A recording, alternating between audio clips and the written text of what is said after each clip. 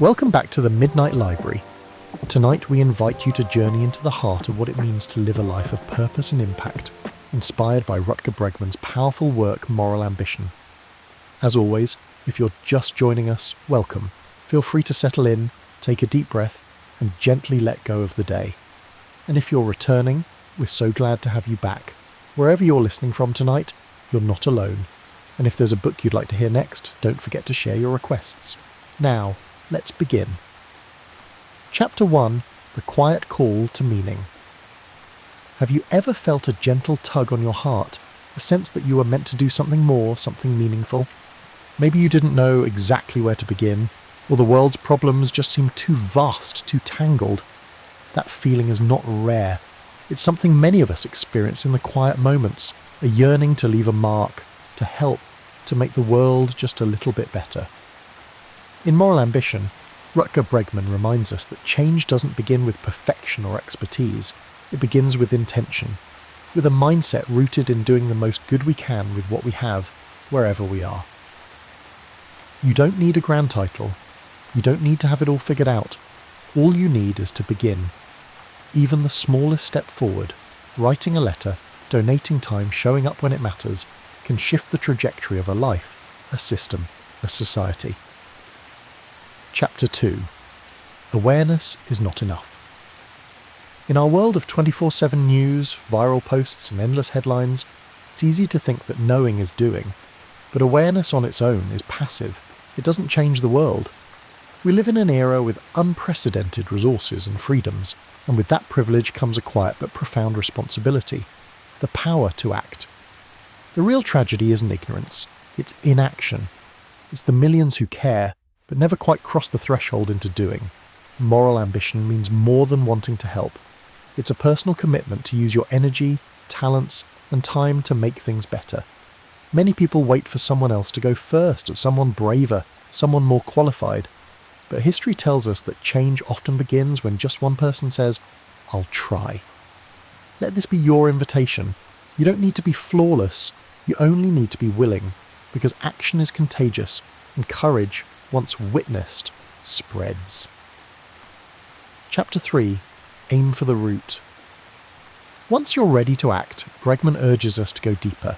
Don't settle for surface-level fixes. Look at the root causes. Poverty, inequality, climate, injustice. These are not minor issues, but they are addressable with the right focus. Rather than asking, "What am I passionate about?" ask instead, "What problem is urgent, overlooked and solvable? Where can I make the biggest impact?" Whether you're a strategist, a storyteller, or someone who brings people together, your unique strengths can become a force for real systemic change.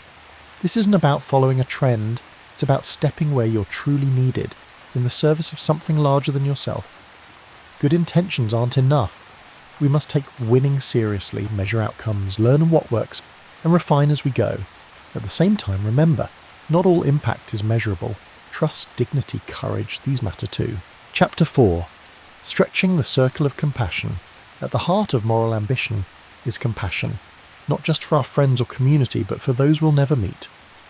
Who belongs in your moral circle? Your loved ones? Your neighbours? Bregman challenges us to expand that circle, to include future generations, marginalised voices, even animals. Radical compassion isn't always easy. It often asks us to risk reputation, to act when it's uncomfortable or unpopular. But these are the moments when it matters most. Abolitionists, suffragettes, civil rights heroes, they all widen their circles and change the world. Moral ambition is not moral superiority. It's moral generosity, believing that every being holds value, that we all rise higher when we lift others up. Chapter 5. Progress over perfection. Trying to solve every problem can feel exhausting. And that's why Bregman reminds us, this isn't a sprint, it's a relay.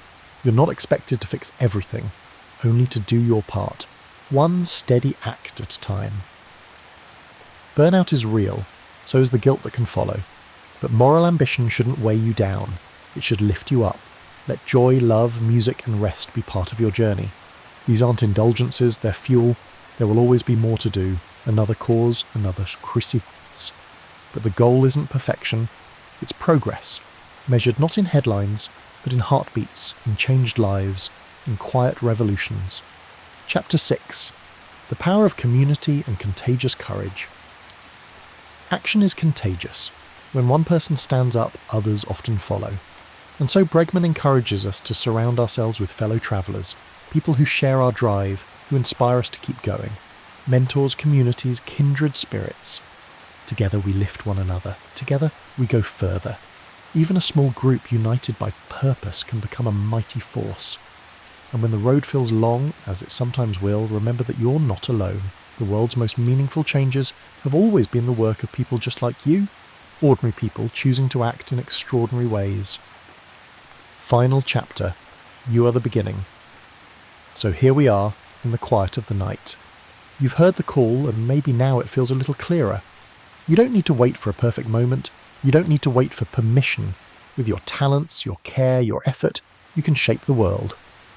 Not all at once, not in grand gestures, but in steady steps, with presence, with courage, with moral ambition, because when you lead with purpose, the difference you make echoes forward, and that, dear listener, is a legacy worth dreaming of. Thank you for joining us tonight. As always, we hope this story settles into your heart and gently guides your dreams. Until next time, good night and sweet dreams.